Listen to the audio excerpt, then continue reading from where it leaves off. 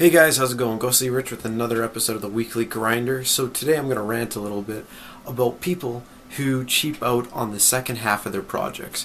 What do I mean by this? You're probably asking. What I mean is, okay, you go shopping and you buy one piece of your project. We'll say you buy a $10,000 subwoofer. You buy a really nice sub.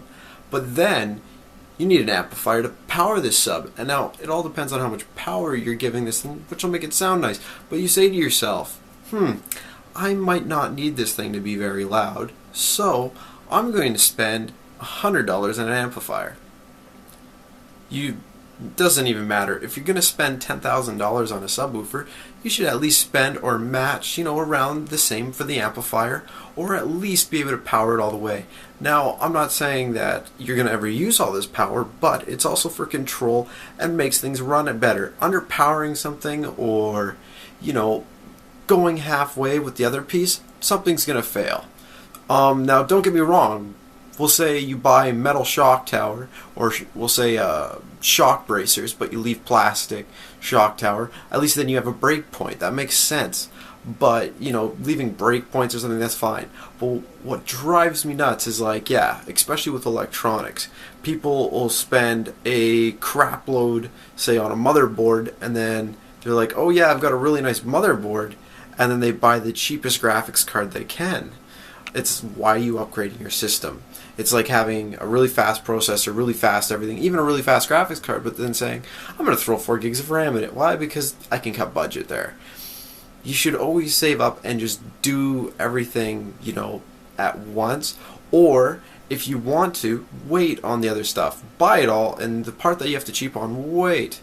Wait until you can actually afford for the better piece so you finish the project properly. I know it's really hard, especially in our times, because, with money, how hard it is to hold on to a job, how hard it is to hold on to wages and whatnot, and how much we're getting paid. But do it right, or learn the balance.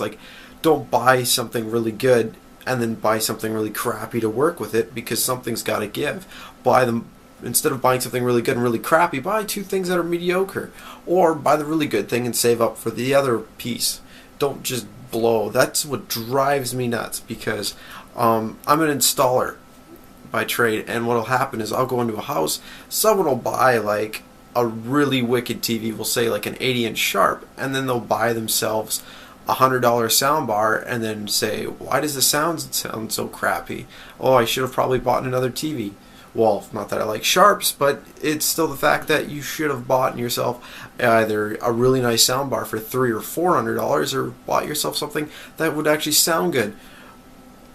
Other pet peeve is people that buy any sound equipment or anything that's visual, like a monitor, and they don't actually look at it. They just say, oh, you know what, it's cheap online right now. My friends say it's alright, I'll pick it up. Sound, sight, everything is all within you. You have to be able to see or hear it. You can't just go out and buy something like that. You need to actually take the time and see what it is. Anyways, I want to know about your guys' projects, and have you ever had any friends that cheaped out like that?